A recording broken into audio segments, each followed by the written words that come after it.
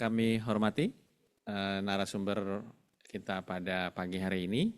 Yang pertama tentunya Bapak Fatur Rahman selaku Kepala Grup Departemen Regional yang sebelumnya merupakan Kepala Kantor Perwakilan Bank Indonesia Provinsi Papua periode 2024 sampai dengan 2026.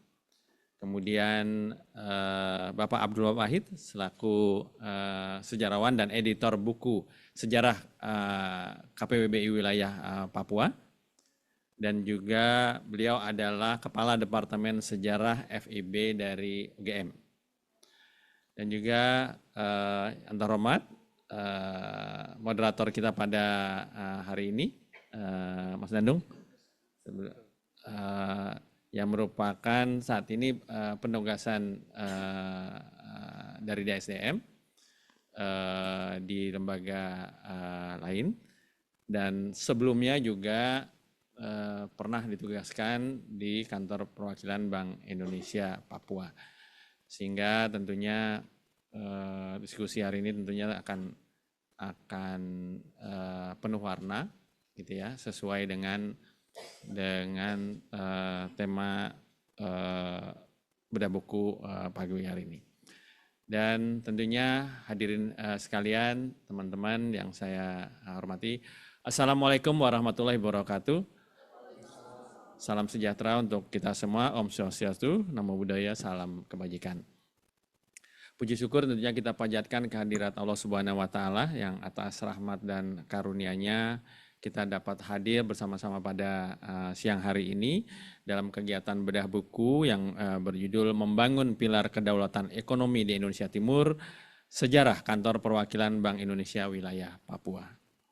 Dan tentunya atas nama Bank Indonesia, kami menyampaikan apresiasi dan terima kasih kepada para narasumber, moderator, dan tentunya seluruh peserta yang berkenan hadir pada kegiatan literasi hari ini. Bapak Ibu yang kami hormati, kegiatan bedah buku ini memiliki arti penting karena kita mengajak untuk menelusuri perjalanan sejarah pembangunan ekonomi di Papua dan melihat bagaimana Bank Indonesia menjalankan perannya dalam menjaga stabilitas serta mendorong kemajuan ekonomi di kawasan timur Indonesia. Kehadiran kantor perwakilan Bank Indonesia di Jayapura, Sorong, Biak, Manokwari, dan Merauke pada awalnya merupakan wujud nyata komitmen Bank Indonesia dalam mendukung pembangunan nasional yang inklusif dan berkeadilan. Melalui buku ini kita diajak tidak hanya memahami fakta sejarah, tapi juga merawat memori kelembagaan yang menjadi fondasi bagi langkah-langkah ke depan. Saya pernah diceritakan oleh seorang pimpinan, beliau mengatakan bahwa ketika sebuah negara dibilang kalah perang itu adalah ketika bank sentralnya kemudian tidak lagi bisa berfungsi. Nah, sebaliknya justru di buku ini kita melihat bagaimana nanti kehadiran Bank Indonesia di wilayah Papua menunjukkan kedaulatan dari Republik Indonesia. Ya, sebagaimana kita ketahui, wilayah Papua merupakan wilayah yang terakhir, gitu ya, dalam penyatuan di Negara Kesatuan Republik Indonesia. Diskusi hari ini akan semakin kaya karena menghadirkan perspektif praktis dan akademi yang saling melengkapi. Seperti tadi saya sampaikan bahwa pengalaman Bapak Fatur Rahman dalam memimpin KPWBI Papua tentunya akan memberikan gambaran nyata mengenai dinamika pembangunan di ekonomi daerah. Sementara dari Pak Abdul Wahid tentunya akan memperkaya pemahaman kita dari sudut pandang sejarah dan kontribusi Papua dalam perjalanan ekonomi Indonesia. Kami berharap kegiatan ini dapat menjadi ruang berbagi pengetahuan, refleksi, dan inspirasi bagi seluruh peserta untuk semakin memahami peran strategis Bank Indonesia dalam mendukung kedaulatan ekonomi bangsa. Sekali lagi kami ucapkan terima kasih dan apresiasi yang setingginya kepada Bapak Fatur Rahman, pada Bapak Abdul Wahid, atas kesediaannya berbagi pengetahuan dan refleksi yang berharga mengenai perjalanan sejarah dan kontribusi Bank Indonesia di wilayah Papua. Begitu juga apresiasi kami yang sangat tinggi kepada Mas Dandung, yang telah bersedia menjadi moderator, serta tentunya kepada seluruh peserta yang telah hadir untuk bersama-sama merawat ingatan kelembagaan atau institutional memory, memperkaya wawasan, dan memperkuat budaya literasi. Akhir kata, kami ucapkan selamat mengikuti kegiatan bedah buku pada pagi hari ini. Semoga diskusi yang berlangsung dapat memberikan wawasan baru dan memperkuat semangat literasi, pembelajaran, dan juga kontribusi kita kepada Indonesia. Nggak asik kalau nggak ditutup dengan pantun. Jalan-jalan ke bumi cendrawasih, menikmati alam yang indah berseri. Belajar sejarah memahami fondasi diri demi kemakmuran ekonomi negeri. Terima kasih. Sekali lagi kami ucapkan wabillahi taufiq wal hidayah. Wassalamualaikum warahmatullahi wabarakatuh.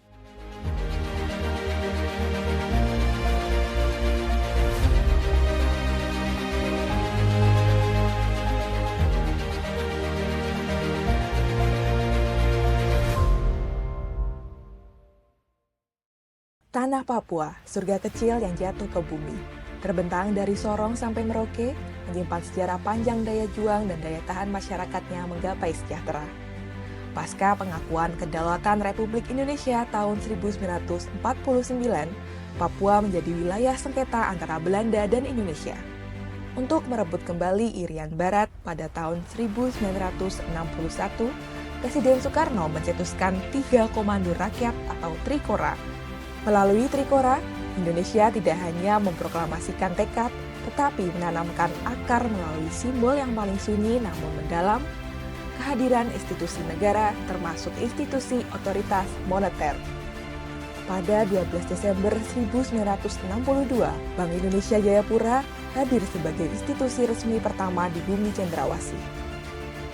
Kantor cabang Bank Indonesia Biak diresmikan 18 Februari 1963, kantor cabang Bank Indonesia Sorong berdiri 15 Maret 1963, kantor cabang Bank Indonesia Manokwari berdiri 17 Maret 1963, persiapan pendirian kantor cabang Bank Indonesia Merauke dimulai akhir Februari 1963, pendirian 5 kantor cabang Bank Indonesia ini disertai dengan penerbitan rupiah Irian Barat, yang hadir sebagai salah satu simbol ekonomi khas dari wilayah ini. Setelah menjadi garda depan dalam membangun kepercayaan ekonomi di tanah Papua, satu persatu kantor cabang Bank Indonesia di Biak, Manokwari, Merauke, dan Sorong menutup layanannya. Seiring dengan dikeluarkannya Undang-Undang Nomor 13 Tahun 1968 yang menghapuskan fungsi komersial Bank Indonesia dan pengalihannya kepada bank-bank komersial nasional yang ada di Papua. Sejak 1969, Bank Indonesia Jayapura berdiri sebagai satu-satunya kantor perwakilan Bank Indonesia wilayah Papua dalam menjalankan fungsi moneter, menjaga stabilitas nilai rupiah, dan menjadi penasihat ekonomi daerah di bumi cendrawasih. Hingga kemudian kembali diperkuat dengan hadirnya kantor perwakilan Bank Indonesia Papua Barat, Manokwari, pada tahun 2014. Kini, kantor perwakilan Bank Indonesia Papua dan Papua Barat terus memainkan perannya sebagai mitra strategis pembangunan. Dalam semangat kolaborasi, Bank Indonesia hadir untuk memastikan potensi ekonomi Papua berdampak bagi kesejahteraan masyarakat.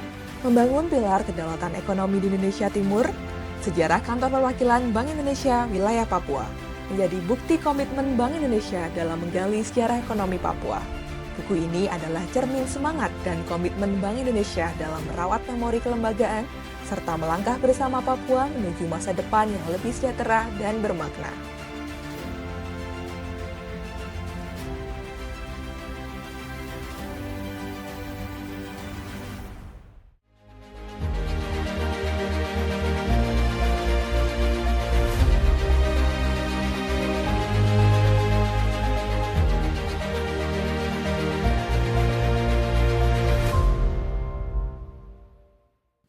hari ini kita akan membahas tentang buku sejarah Bank Papua, terutama buku sejarah Papua, membangun pilar kedaulatan ekonomi di Indonesia Timur, sejarah kantor perwakilan Bank Indonesia.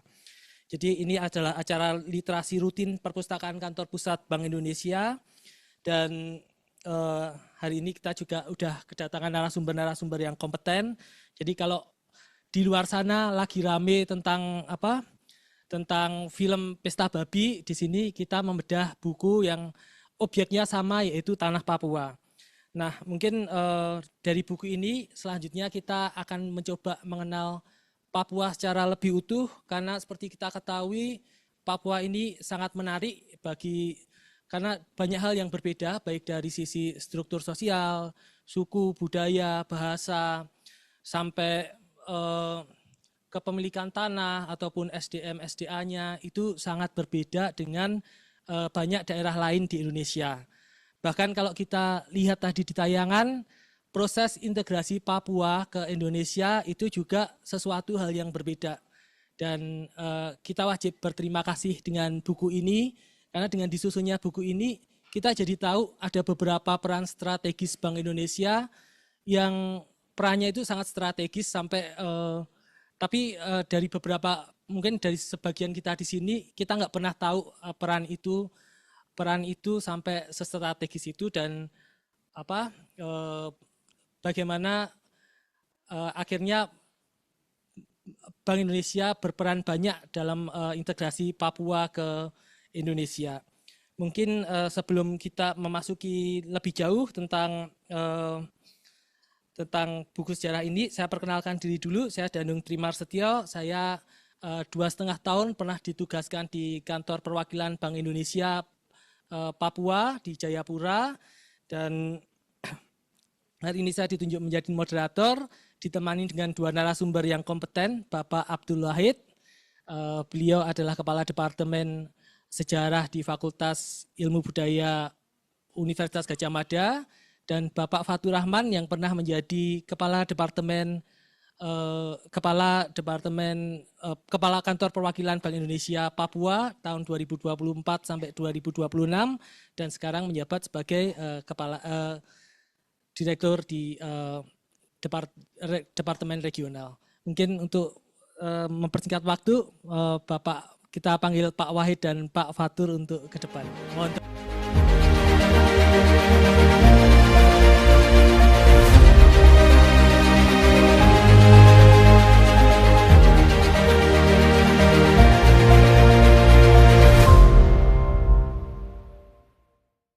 Baik, selamat siang Pak Wahid dan Pak Fatur. Ya, mungkin untuk pertama sebelum kita mulai, mungkin kita akan mulai dulu dari sejarah Papua. Jadi kita akan menggali lebih dalam sebetulnya kenapa sih Papua juga jadi terlihat dalam beberapa hal itu terlihat berbeda dengan beberapa daerah lain di Indonesia, termasuk perlakuan mendapatkan otonomi khusus itu sebetulnya mungkin ada latar belakangnya kenapa gitu. Nah, mungkin sebelumnya kita akan serahkan dulu waktu kepada Pak Wahid untuk bisa menyampaikan kira-kira apa Pak, mungkin kalau ada tayangan juga monggo, waktu dan tempat dipersilakan. Baik, terima kasih Mas Dandung. Assalamualaikum warahmatullahi wabarakatuh. Selamat pagi, salam sejahtera untuk kita semua. Sebelumnya saya ingin menyapa yang saya hormati Bapak Heri Indranto, Direktur BINS, kemudian Pak Fatur, Direktur Departemen Regional yang juga mantan Kepala Bank Indonesia Papua. Jadi ketika buku ini ditulis, Pak Fatur adalah orang yang paling penting yang kami cari sebagai narasumber. Kemudian juga Ibu Siti Senorita, Kepala Divisi Sistem Pembelajaran dan Perpustakaan. Bapak Ibu yang saya hormati, senang sekali pagi hari ini saya mendapatkan kehormatan untuk bisa hadir di acara ini, sekaligus juga untuk memperkenalkan buku yang kami tulis bersama. Jadi saya adalah editor untuk buku ini, tapi sekaligus juga menulis pengantar dan juga kesimpulan dan juga bab 1 sebenarnya dari buku ini. Dan buku ini ditulis tahun yang lalu gitu ya. Judulnya Membangun pilar kedaulatan ekonomi Indonesia Timur, sejarah kantor perwakilan Bank Indonesia wilayah Papua. Jadi Bapak Ibu semua sudah bisa menduga yang dimaksud pilar di sini itu adalah Bank Indonesia. Jadi itu pilar itu adalah kekuatan yang menopang kedaulatan ekonomi, itu kurang lebih adalah Bank Indonesia di sana. Nanti kita akan ceritakan kenapa demikian. Jadi saya sedikit mungkin memperkenalkan terlebih dahulu buku ini. Tadi sudah disampaikan di depan, bisa di-download secara gratis e-booknya. Jadi di buku ini di next slide itu ya bagian dari seri publikasi tentang sejarah dan heritage Bank Indonesia. Kemudian ini ditulis oleh tim yang terdiri dari Mas Ravando. Pak Ravando itu peneliti di Monash University. Kebetulan tapi waktu itu ketika menulis ini masih menjadi bagian dari UGM. Kemudian juga Pak Dandung sendiri membantu dan Mbak Alesta Alfatiana yang saat ini sedang studi di Belanda. Dan kemudian saya menjadi editor buku ini. Buku ini ditulis di sepanjang tahun 2024. Kemudian diterbitkan ini tebal bukunya 477 halaman. Jadi kalau saya diminta memperkenalkan buku ini dalam 10 menit saya bingung terus terang. Ini buku terlalu tebal, terlalu kaya isinya, banyak sekali poin yang menarik. Jadi satu-satunya pesan yang mungkin bisa saya sampaikan, silakan dibaca. Kayak gitu. Dan itu sudah ada filenya. Berikutnya. Ini peta Papua, kita semua sudah paham betapa ini salah satu pulau terbesar di dunia sebenarnya kalau bisa diakui, dan Papua Barat itulah yang kemudian menjadi bagian dari wilayah Indonesia kayak gitu. Dan namanya kan berubah-ubah dari waktu ke waktu. Zaman Belanda disebut Nieuw Guinea, Nederlandse Guinea kayak gitu. Kemudian nanti pada masa awal-awal kemerdekaan disebut sebagai Irian Jaya, dan kemudian nanti dikembalikan pada zaman Gus Dur namanya menjadi Papua kembali kayak gitu. Dan ya tadi sudah sampaikan oleh Mas Dandung, Papua itu adalah sebuah kawasan, sebuah pulau yang sangat unik dengan geografi yang sangat beragam juga, ada daratan, ada dataran tinggi, ada pantai, pulau-pulau kecil-kecil dengan jenis-jenis jenis tanah yang berbeda-beda, dan itu menyebabkan vegetasinya juga yang sangat luar biasa kaya, binatang-binatangnya, hewan-hewannya juga sangat luar biasa kaya, dan juga ini artinya mineral, kemudian kandungan ekonomi dan juga sumber daya ekonomi lainnya juga sangat kaya. Tapi saya kira itu kita semua sudah paham. Jadi ini hanya untuk memberikan gambaran visual tentang Papua. Next slide. Ya, saya ingin memberikan sedikit pengantar tentang buku ini. Jadi permasalahan yang utama yang kita jadikan fondasi untuk membahas buku ini adalah bagaimana dan dalam aspek apa saja pendirian serta perkembangan kantor cabang Bank Indonesia di Papua turut memperkuat proses integrasi wilayah ini ke dalam negara dan sistem ekonomi nasional Indonesia hingga masa kini. Dan ini pertanyaan besar inilah yang menjadi dasar nanti buku ini ditulis. Ada dua tujuan sebenarnya di penulisan buku ini. Yang pertama, merekonstruksi sejarah panjang kantor cabang Bank Indonesia di Papua dan peran serta kontribusinya bagi pembangunan ekonomi di Papua, mulai dari periode transisi menuju integrasi dengan Republik Indonesia hingga periode mutakhir.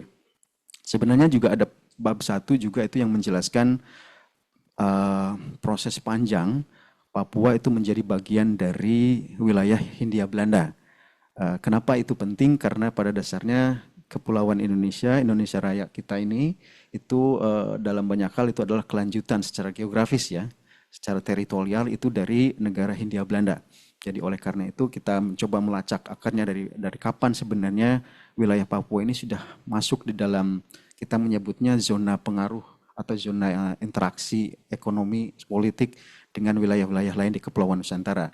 Dan kita bisa menunjukkan bahwa Papua sejak awal itu sudah menjadi bagian dari wilayah yang terintegrasikan dengan sistem perekonomian yang ada di wilayah, terutama zona Maluku ya, Maluku, wilayah Kepulauan Maluku, karena ini menjadi bagian wilayah kekuasaan atau pengaruh Kesultanan Tidore, khususnya di Kepala Burung dan Raja Ampat dan sekitarnya kayak gitu. Dan itulah yang kemudian menjadi dasar sebenarnya juga nanti pemerintah Belanda mencoba untuk mengambil alih. Karena kemudian setelah menguasai, mengalahkan Tidore Ternate, maka wilayah ini otomatis menjadi wilayah mereka juga. Dan dari klaim itu mencoba untuk dikembangkan klaim-klaim berikutnya sampai nanti mendapatkan kompetitor dari Inggris, yang Inggris juga tertarik dengan New Guinea, tapi kemudian konsentrasinya itu di wilayah New Guinea sebelah timur, dan juga Australia nanti, dan juga tidak lupa menyebut Jerman. Jerman juga pernah ikut ingin menguasai wilayah ini kayak gitu. Jadi ini kita bayangkan Papua ini juga sejak awal sebenarnya dijadi rebutan dari kekuatan-kekuatan besar di dunia. Jadi itu tujuan penulisan buku ini, nanti Bapak Ibu bisa baca langsung di dalamnya. Next slide. Ini daftar isinya, kurang lebih untuk memberikan gambaran. Jadi tadi bab 1, proses menjadi bagian Hindia Belanda, setelah ada pendahuluan. Kemudian bab 2, dari diplomasi hingga konfrontasi, perkembangan politik di Papua tahun 1949 sampai 1960-an. Bab 3 itu perkembangan ekonomi Papua hingga periode transisi tahun 50-an sampai 60-an. Bab 4, pendirian kantor-kantor cabang Bank Indonesia di Papua. Bab 5, peredaran rupiah Irian Barat atau IBRV dan proses pengerupiahan Papua. Yang ke-6, kantor cabang BI Papua Jayapura dalam pembangunan ekonomi Papua 1968-1998, dan bab 7 itu kantor perwakilan Bank Indonesia Papua dan pembangunan Papua hingga era otonomi khusus 1998 sampai 2024, dan diakhiri dengan sebuah penutup. Next slide. Ya, tadi mungkin nggak apa-apa Pak. Jadi saya hanya akan mungkin menyampaikan 2 poin menurut saya yang paling menarik dan paling penting dari buku ini. Yang pertama tentang peran Bank Indonesia dalam proses integrasi Papua ke Republik Indonesia. Jadi sebagaimana kita ketahui bersama bahwa Papua ini memang wilayah yang menjadi rebutan ataupun digantungkan statusnya setelah Indonesia dan Belanda menandatangani kesepakatan damai di Konferensi Meja Bundar 1949 Desember. Jadi dari sekian banyak klausul yang disepakati, ada satu isu itu tentang isu Papua itu ditunda penyelesaiannya hingga waktu yang tidak ditentukan. Kurang lebih begitu ininya. Nah, tapi klausul itu sebenarnya juga membuka peluang ataupun dalam beberapa hal menjadi starting point bagi kedua negara, baik Indonesia maupun Belanda, mencoba untuk menegaskan klaimnya terhadap Papua. Jadi keduanya secara diam-diam sebenarnya bersaing untuk memperkuat pengaruhnya di sana, jaga-jaga nanti ketika waktunya nanti akan ditentukan oleh misalnya PBB untuk menentukan pendapat yang nanti akan dilaksanakan tahun 1999. Ya masyarakat sudah bisa lebih condong kemana gitu kan. Jadi artinya Indonesia dan Belanda ini bersaing untuk memperoleh mind and heart of Papua people, kurang lebih seperti itu. Jadi dengan caranya masing-masing tentu saja.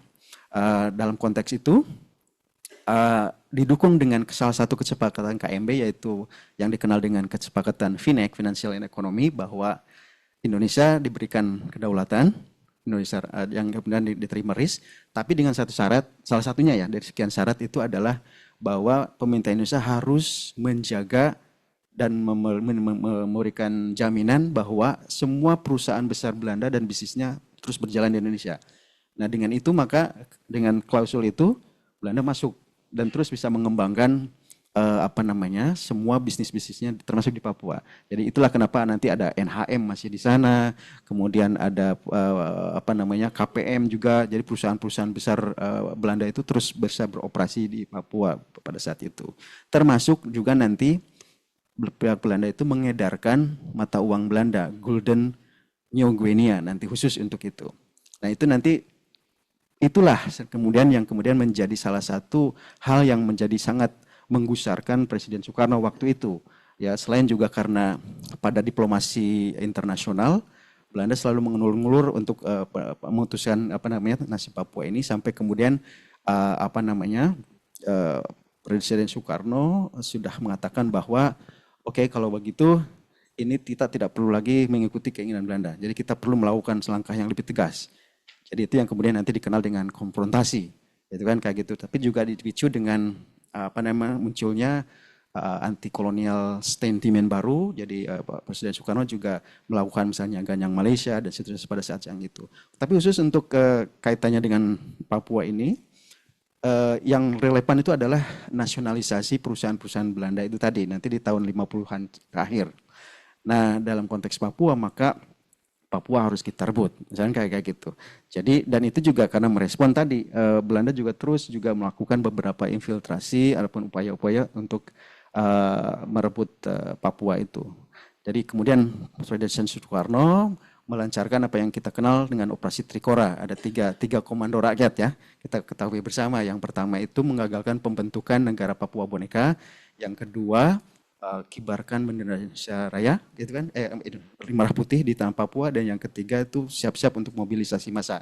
Kurang lebih seperti itu kalau saya tidak keliru mengingat. Kayak gitu. Nah, kita semua sudah banyak membaca dan belajar bahwa konfrontasi itu kemudian terjadi, dilaksanakan, terutama dalam level politik, melalui diplomasi tadi, tapi juga melalui militer.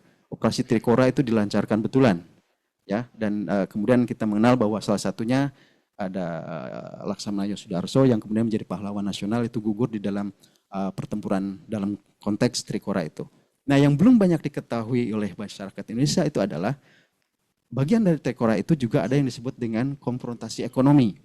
Jadi karena Presiden Soekarno waktu itu menantang, dan juga khususnya juga di internal Indonesia, kalau mereka menantang secara politik, kita hadapi politik. Kalau menantang secara militer, kita hadapi militer. Kalau mereka menantang ekonomi, mari kita lakukan konfrontasi ekonomi itu. Nah, wujud dari konfrontasi ekonomi itulah salah satunya yang kemudian diwujudkan dengan pembukaan 5 cabang kantor Bank Indonesia di Papua. Artinya apa? Ini berbeda dengan kantor cabang lain di Indonesia yang lain. Sebagian besar di Jawa ataupun sedikit di luar Jawa, di Sumatera, kantor cabang BI itu adalah dulunya kantor cabang di Java Shebang. Di Java Shebang itu ya kantor salah satu bank yang sangat terkenal, yang paling kuat pada masa kolonial. Itu bank, semacam bank sentral Belanda waktu itu, dan kemudian itu yang dinasionalisasi oleh pemerintah Indonesia. Dan proses nasionalisasinya juga melalui prosedur yang kita menyebutnya ya cukup fair. Jadi tidak diambil alih dengan secara semena-mena, tapi dibeli dengan proses yang sangat ekonomi. Nah, di Papua ini memang sejak awal tidak merupakan kelanjutan dari Bank di Java Shebang itu. Jadi sejak awal ini.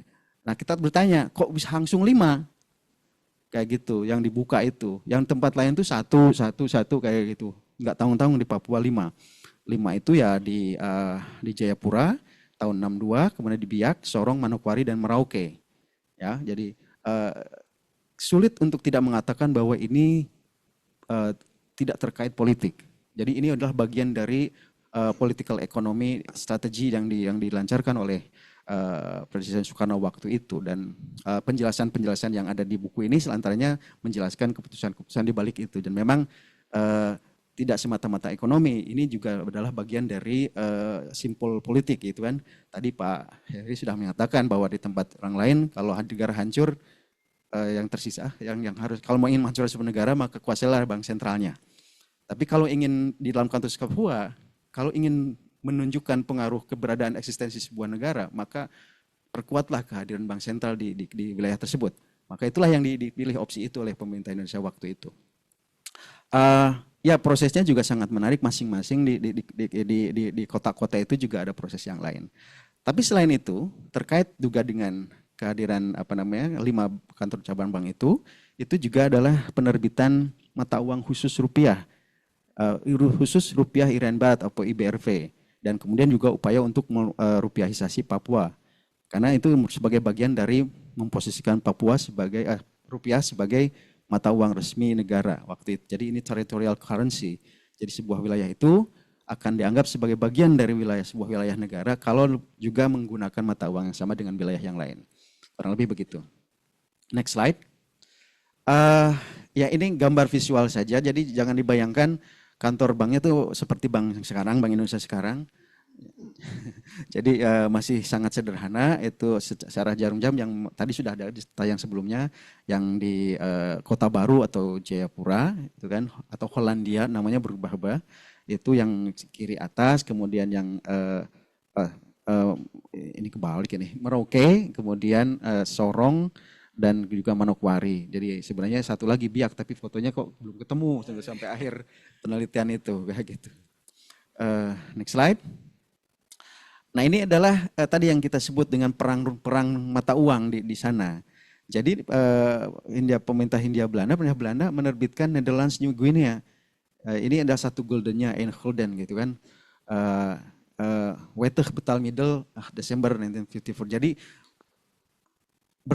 mulai berlaku sebagai alat pembayaran sejak 8 Desember 54. Jadi itu artinya hanya beberapa tahun setelah KMB itu jadi itu langsung diterbitkan mata uang khusus untuk menegaskan bahwa wilayah tersebut masih bagian dari wilayah pengaruh atau bagian dari sistem ekonomi politik Hindia Belanda atau yang ingin dibangun seperti itu. Sebagai counter, tapi memang baru agak belakangan, pemerintah Indonesia menerbitkan mata uang khusus rupiah, tapi ada Irian Baratnya, tengahnya itu. Irian Barat seperti ini. Jadi ini juga dilakukan juga oleh pemerintah Indonesia di tahun 50-an. Ada uang Republik Indonesia, kemudian ada uang Republik Indonesia Daerah atau ORIDA, ORI dan ORIDA, terutama ketika periode perang kemerdekaan ya. Tapi juga ada beberapa yang lainnya. Yang koin juga itu koin IBRP juga sama kayak gitu. Jadi itulah yang terjadi. Kehadiran 5 kantor Bank Indonesia di sana itu sekaligus juga mencoba untuk memperkenalkan mata uang rupiah ini. Yang menarik nanti di dalam buku ini disebutkan memang ada kebingungan di masyarakat. Harga-harga menjadi kacau, alat tukar menjadi kacau. Tapi ini ya, bagian dari situasi ya dalam tanda petik ya perang ekonomi mungkin gitu ya Mas, kayak gitu. Dan ini berlangsung nanti terus sampai tahun 60-an awal gitu, akhir kayak gitu. Next slide. Ya, yang ini bagian berikutnya peran Bank Indonesia dalam pembangunan Papua. Saya kira mungkin tidak akan banyak, tapi nanti Pak Fatur bisa menjelaskan lebih rinci lagi karena ini pelaku sejarah gitu. Jadi, tapi secara keseluruhan bahwa Bank Indonesia itu menjadi mitra yang sangat luar biasa penting bagi pemerintah daerah. Awalnya memang masih memiliki fungsi komersial, menyediakan kredit, membantu UMKM di sana, tapi kemudian fungsi komersialisasi itu nanti dicabut, kemudian hanya sebagai menjalankan fungsi bank sentral, menjaga inflasi, mendorong pelaku usaha, kemudian memfasilitasi literasi ekonomi dan seterusnya. Jadi itu dua diskusi besar yang disajikan di dalam buku ini. Tentu akan banyak lagi poin-poin yang menarik kalau misalnya bisa dibaca di dalamnya. Tapi sebagai pengantar untuk diskusi mungkin itu yang bisa kami sampaikan gitu. Terima kasih Mas Dando. Mungkin kita applause dulu buat Pak Wahid. Mungkin pengantarnya udah cukup komplit ya. Jadi kalau kita tahu tadi yang disampaikan Pak Wahid, seperti kita tahu kalau waktu kita sekolah zaman SD sampai SMA, kita dikasih tahu tentang Trikora, tapi Trikora tentang konfrontasi secara militer. Tapi kita nggak pernah tahu bahwa ada konfrontasi ekonomi yang dimana BI itu punya peran besar di situ. Jadi tadi juga disebutin bahwa bank yang ada kantor Bank Indonesia di Papua itu berbeda dengan kantor Bank Indonesia di daerah lain. Jadi kalau kantor Bank Indonesia di daerah lain itu adalah perpanjangan dari kelanjutan dari The Javas Bank. Ini kantor Bank Indonesia yang ada di Papua ini tujuannya beda. Jadi tujuannya untuk sebagai bagian dari konfrontasi ekonomi itu sendiri. Dan juga ada mata uang khusus yang tadi ada pengerupiahan Papua, itu juga sesuatu yang mungkin kita sendiri nggak pernah tahu, orang BI aja nggak pernah tahu kalau ada BI pernah menerbitkan mata uang khusus, padahal itu sesuatu yang sangat kritikal untuk proses perjuangan pada saat itu gitu. Jadi dan setahu saya ini uang fisik aslinya itu sudah sangat jarang dan mungkin hanya tersisa satu yang dipasang di museum. Jadi di tempat lain itu sudah tidak ada dan itu sangat dijaga oleh Bank Indonesia. Jadi kalau dibawa kemana-mana itu kayak ditampilkan cuma sebentar aja, habis itu disimpan lagi karena sebegitu berharganya uang itu sebagai bukti perjuangan kita.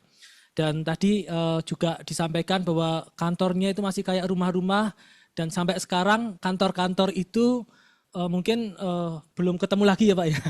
Tempatnya ada di mana itu kita juga sudah coba mencari kantor yang ada di Merauke itu ada di mana itu itu sampai sekarang juga belum ketemu. Jadi foto-foto itu menjadi saksi sejarah yang sangat penting buat kita. Tapi mungkin karena tadi sudah sangat komplit dari Pak Wahid untuk menjelaskan keseluruhan isi buku termasuk esensi-esensi di buku tersebut. Kita mungkin cuma pengen tahu aja nih Pak, sebetulnya tantangan dalam membuat buku ini tuh seperti apa Pak? Apakah dari referensi, kemudian waktu, kemudian narasumbernya itu seperti apa Pak? Ya, terima kasih Pak Danung. Ya ini kalau tantangan mungkin bisa saya sebut ada tantangan yang bersifat teknis yang bukan non teknis ya. Mungkin kita mulai dari yang non teknis dulu. Yang pertama karena ini Papua. Papua kita memulai menulisnya tahun 2004 dan ada banyak sekali isu terkait Papua secara politik.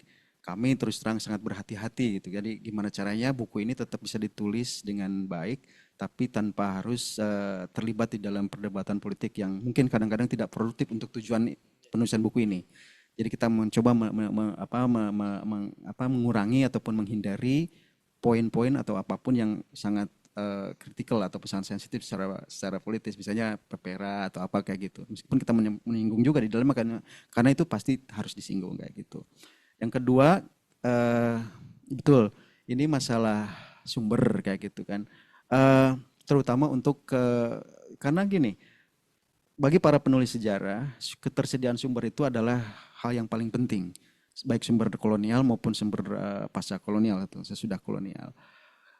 Sumber-sumber itu biasanya banyak tersedia jikalau otoritas pemerintahannya itu sudah berjalan dengan baik di sana. Nah dalam konteks Papua, bahkan pemerintah Hindia Belanda sendiri belum berjalan efektif, gitu kan? Presisnya misalnya katakanlah kapan sebenarnya pemerintah Hindia Belanda mulai dibuka di sana itu kita juga masih sangat berusaha mencari tahu. Memang kalau di dalam laporan resmi seperti Memory van Overgave itu sudah ada tahun 1900-an, ada residen di sana, ada pejabat di sana. Tapi kita semua paham bahwa para pejabat kolonial di sana itu hanya 1, 2, 3 orang dan itu hanya ditempatkan di kota terpenting saja. Dan mereka tidak akan pernah, setahu saya kami dan juga itu jarang sekali yang bisa sampai ke pedalaman atau apa kayak gitu. Artinya mereka tidak meninggalkan banyak catatan. Nah, gitu kan itu kan kesulitan yang lain kayak gitu. Yang lainnya ya sumber nasional juga sama saja kayak gitu. Ya, jadi maksudnya pemerintah Indonesia juga belum banyak menghasilkan sumber-sumber. Tapi kita sangat beruntung karena kemudian pada saat itu Mas Ravando itu domisilinya di Australia.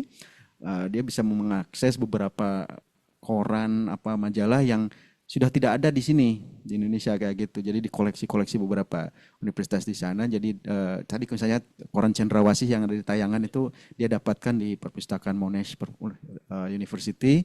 Kemudian juga foto-foto tadi itu kan tidak semuanya diperoleh dari arsip Bank Indonesia. Jadi kita bergerilya betulan gitu. Nah sebenarnya dengan cara kerja seperti itu idealnya kita membutuhkan waktu lebih lama. Tapi kan ya namanya penulisan tetap harus ada batas waktunya. Jadi dan waktu yang kita miliki waktu itu sekitar 6-7 bulan untuk efektifnya. Tentu sisanya adalah untuk penyelesaian. Jadi itu juga cukup menjadi tantangan gitu Pak Dandung ya gitu. Ya dan terakhir ini juga sebenarnya kami sangat menginginkan ada penelitian lapangan ke sana dan juga bertemu dengan para pelaku sejarah. Dalam ini kita melakukan misalnya oral history atau FGD atau apapun dan itu ya Papua Jakarta sangat jauh dan mahal kayak gitu. Jadi kita bisa menyelenggarakan FGD hanya 1 kali 2 kali saya kira dan itu pun hanya dengan beberapa orang saja yang didatangkan dari Papua ke Jakarta. Jadi sebenarnya kita sangat ingin penelitian lapangan ke sana kayak gitu. Tapi untungnya kan dibantu oleh Mas Dandung jadi udah lumayan tercover kurang lebih seperti itu. Jadi kurang lebih seperti itu ininya tantangannya. Jadi sebegitu menantangnya Papua. Jadi kalau mau jalan ke Papua dari Jakarta itu waktunya sekitar 5 jam 15 menit ya Pak ya. Dan itu kalau waktu zaman penulisan buku mungkin biayanya masih sekitar 5,5 juta. Tapi kalau sekarang udah jadi 8 juta untuk sekali jalan. Jadi mungkin lumayan juga. Mungkin ada tantangannya salah satu kendala di biaya dan jarak yang sangat jauh. Kemudian juga belum banyak literaturnya, terutama di Indonesia. Jadi justru literatur itu malah lebih banyak di daerah lain.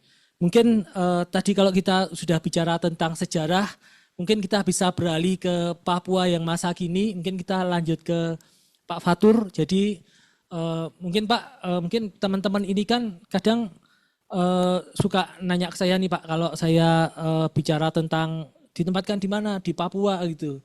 Terus orang akan tanya, di sana ada mall nggak, ada toko-toko nggak gitu, ada pom bensin atau ada bioskop nggak? Seakan-akan terpencil sekali itu. Mungkin Pak Fatur bisa kasih paham nih Pak, kira-kira seperti apa Papua itu, dan mungkin karena Pak Fatur ini bukan sebelum tahun 2024 sampai 2026, beliau juga awal PJPM ditempatkan di Papua, jadi beliau bisa menjadi saksi sejarah gitu. Sebetulnya bagaimana perkembangan Papua dari awal sampai akhir gitu. Monggo Pak Fatur. Baik, Assalamualaikum warahmatullahi wabarakatuh. Selamat siang dan salam literasi Pak yang kami hormati Pak Heri, Mbak Esi, Ibu Felicia, dan juga Bapak Ibu peminat sejarah ya.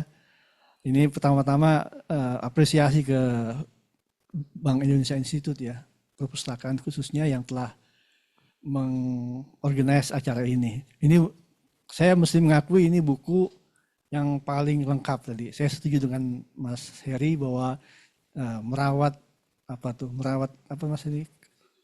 Merawat memori institusi ya. Jadi ini buku paling lengkap.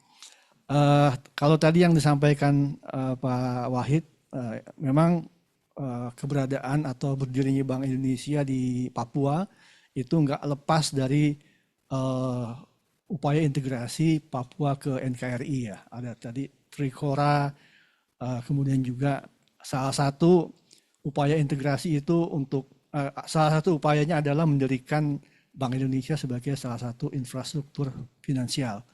Dan itu berevolusi dari tahun 60, 70 sampai sekarang.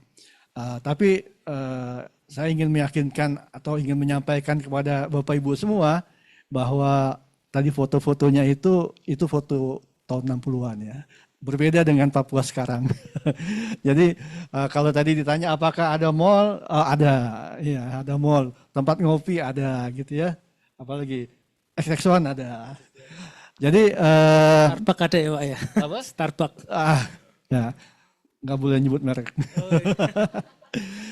Jadi Papua saat ini, Jayapura khususnya sama seperti kota-kota yang lainnya sudah mengalami kemajuan.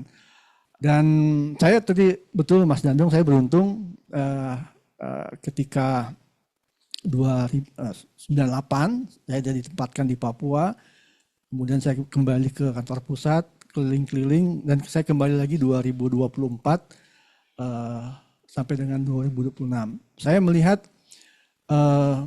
banyak sekali kemajuan di Papua dari sisi ekonomi ya, dari sisi ekonomi. Dan itu Bank Indonesia punya peran yang sangat besar ya.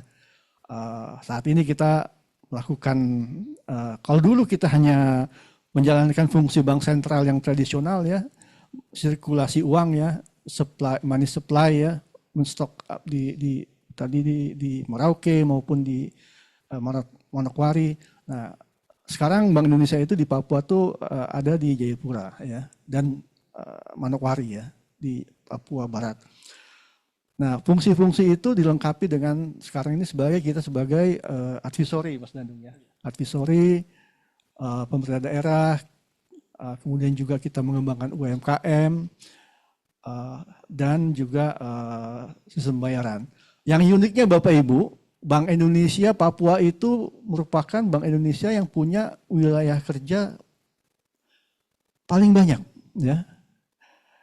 Kami punya wilayah kerja itu selain Provinsi Papua, Papua Selatan, Papua Tengah, dan Papua Pegunungan.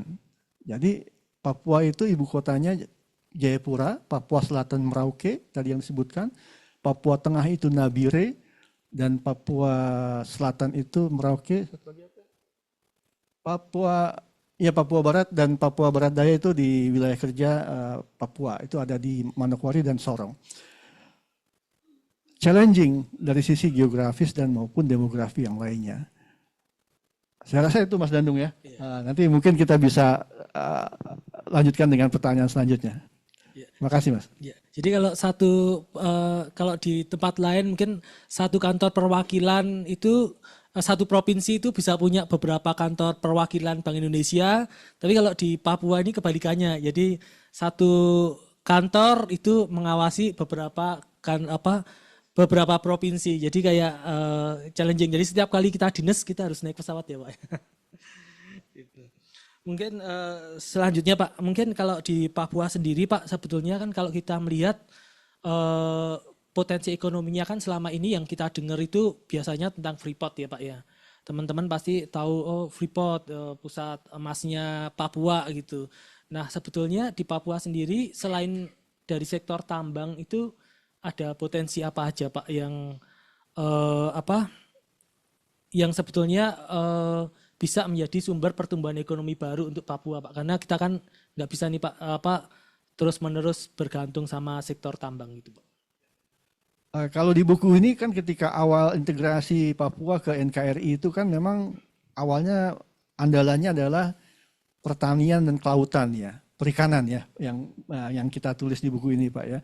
Kemudian itu berkembang setelah ada Freeport ya. Freeport itu beroperasi di tahun 70-an awal kalau nggak salah. Dan Freeport itu saat ini Freeport tambang tembaga terbesar di dunia itu menjadi salah satu sektor andalan, unggulan lah seperti itu ya. Itu ada di Papua Tengah ya. Jadi kurang lebih 40% produk domestik regional bruto itu disumbangkan oleh tambang, oleh Freeport. Jadi kalau Freeport itu ada gangguan, itu pertumbuhan ekonomi Papua itu terganggu lah, kurang lebih seperti itu. Nah ini PR-nya, tantangan kami di Papua, di Bank Indonesia di wilayah Papua, itu bagaimana membangun sumber-sumber pertumbuhan ekonomi baru ya. Di buku ini ditulis di bab akhir itu Papua itu selain kaya dengan kelautan, perikanan, tapi juga kaya dengan pertanian dan juga pariwisata. Jadi buat teman-teman yang hobi alam ya, outing ya, itu Papua merupakan tempat yang sangat bagus misalnya untuk diving ya.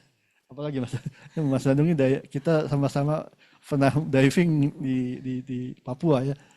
Apalagi banyak spot-spot sejarah, spot-spot wisata yang bisa menurut kami itu bisa menjadi sumber pertumbuhan ekonomi baru buat Papua. Seperti itu.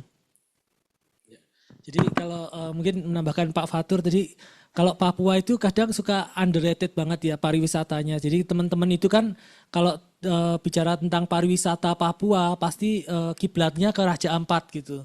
Padahal di luar Raja Ampat kita punya Biak ya Pak ya. Biak itu sangat menarik. Dulu pernah menjadi metropolitan. Jadi tahun 90 sebelum hotel-hotel punya lift, itu di Biak itu sudah ada hotel yang punya lift, ada golfnya, ada resort golfnya, ada berbagai macam yang hal-hal yang sifatnya eksklusif itu ada di Biak gitu. Jadi dan alamnya juga sangat indah.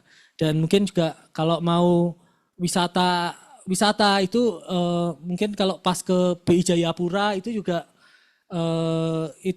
sudah sangat bagus gitu, karena selama ini kita underrated. Kita di Jayapura kira-kira ada apa, padahal di depan kantor Bank Indonesia itu kita bahkan bisa diving. Di situ udah ada beberapa spot diving dan saya jamin itu lebih bagus daripada apa yang ada di Pulau Seribu gitu. Jadi semenarik itu sih di Papua sebetulnya.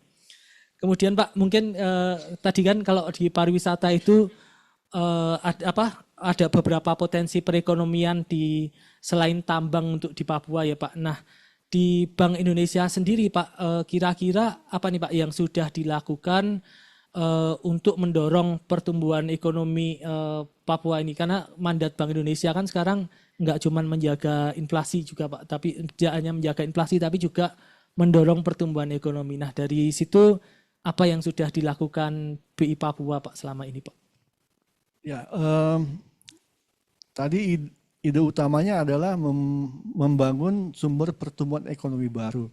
Jadi Papua itu di sektor pertaniannya dia punya kopi ya, kopi specialty coffee ya.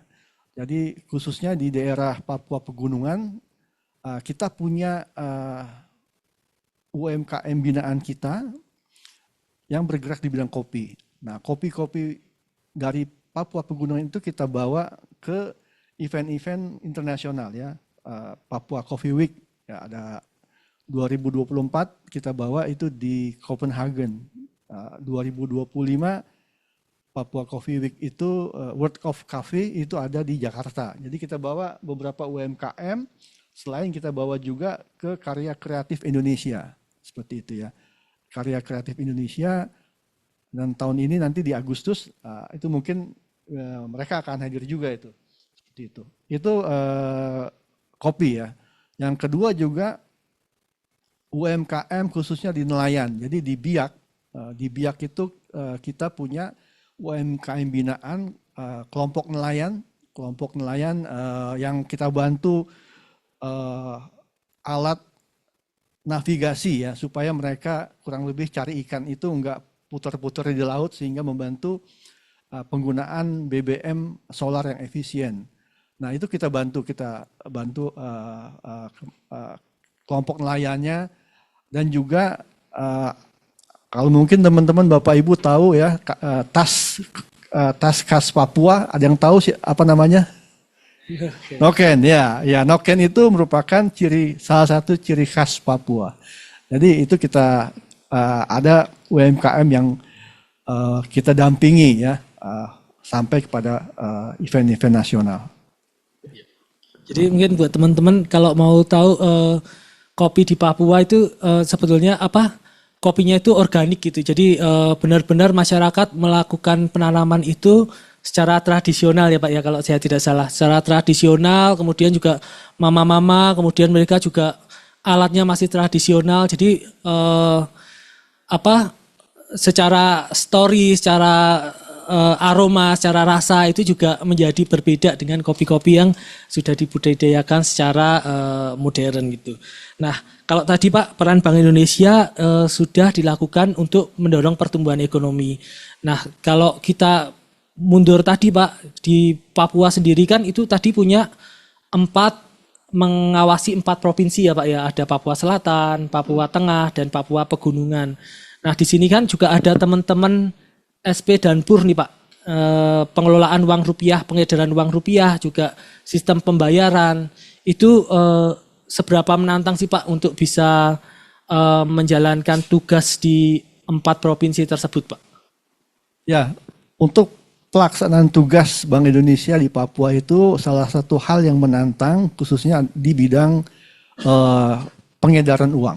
Ya, jadi kita punya 4 provinsi, dan 4 provinsi itu punya banyak daerah remote ya. Kita ada 29 kabupaten kota di Papua, di wilayah kerja Bank Indonesia, dan beberapa daerah itu hanya bisa diakses dengan pesawat. Ya, pesawatnya jangan dibayangkan kayak pesawat Boeing 787 gitu ya, atau 737. Kita pakai pesawat karavan ya, yang hanya isinya maksimal penumpang itu 10 nggak salah ya. Jadi kita kalau naik ke sana itu ditimbang kita dan barang gitu. Jadi kita bawa uang, saya pernah ikut kebetulan. Nama kegiatannya itu kas keliling luar kota 3T di pegunungan ya. Jadi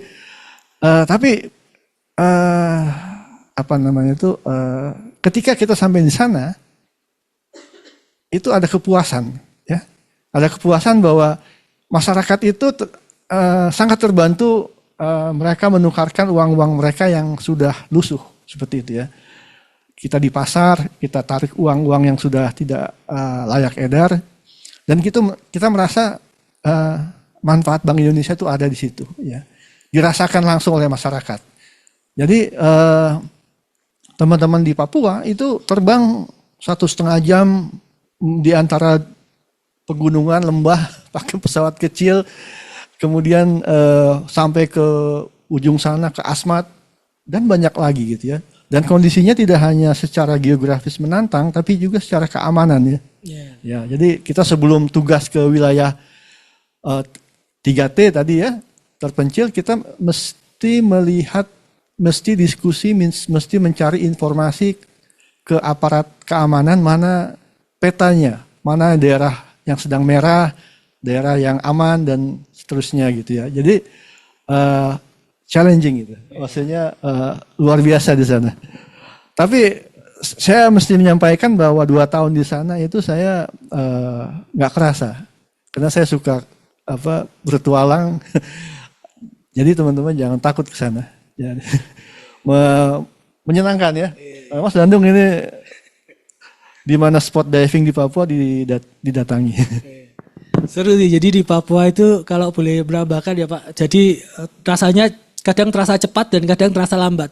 Cepatnya karena ternyata banyak spot-spot menarik yang ternyata kita belum pernah datengin gitu. Bahkan saya 2,5 tahun di sana, ikon-ikonnya Papua seperti Jayapura City Pak, terus Tugu MacArthur, BSG yang dekat-dekat itu malah sampai kelewatan gitu. Sementara daerah lain udah kita jelajahin. Tapi juga kadang terasa lambat di Papua itu. Karena apa? Karena tiap saat itu kita selalu seperti dapat banyak hal yang baru gitu. Jadi kayak dalam waktu sebentar aja kita udah dapat banyak hal gitu yang sebetulnya kita nggak pernah pikirkan mungkin. Jadi mungkin seperti itu. Mungkin ada lagi Pak, mungkin kalau tadi kita udah bicara masalah keamanan Pak, mungkin itu kan masalah keamanan kan menjadi salah satu konsen ya Pak untuk Bank Indonesia maupun mungkin juga untuk masyarakat, dan yang sering menjadi sorotan masyarakat di luar Papua itu kan masalah keamanan nih Pak. Nah sebetulnya ada tantangan ekonomi apa lagi sih Pak selain masalah keamanan itu di Papua gitu. Jadi kalau selama ini masyarakat mungkin taunya Papua itu seperti ada yang di TV yang banyak kerusuhan atau pembunuhan atau apa gitu. Apakah memang itu terjadi di seluruh Papua kemudian atau hanya di beberapa bagian kecil Papua, kemudian juga secara umum Pak kondisi yang menjadi hambatan untuk pertumbuhan ekonomi di Papua itu kira-kira apa aja sih Pak? Pertama mungkin saya ingin menyampaikan apa yang masyarakat ketahui, khususnya masyarakat di luar Papua terhadap Papua itu banyak yang asimetrik ya. Masalah keamanan gitu ya. Saya sampaikan bahwa Jayapura itu sama kayak kota-kota yang lain. Ya kalau soal ada begal di Jakarta juga ada ya. Kalau soal ada yang mabuk, ada yang mohon maaf tukang palak gitu ya, ada juga di Jakarta, Jabodetabek ada maksudnya. Tapi so far alhamdulillah kita waktu di Papua itu aman ya. Iya.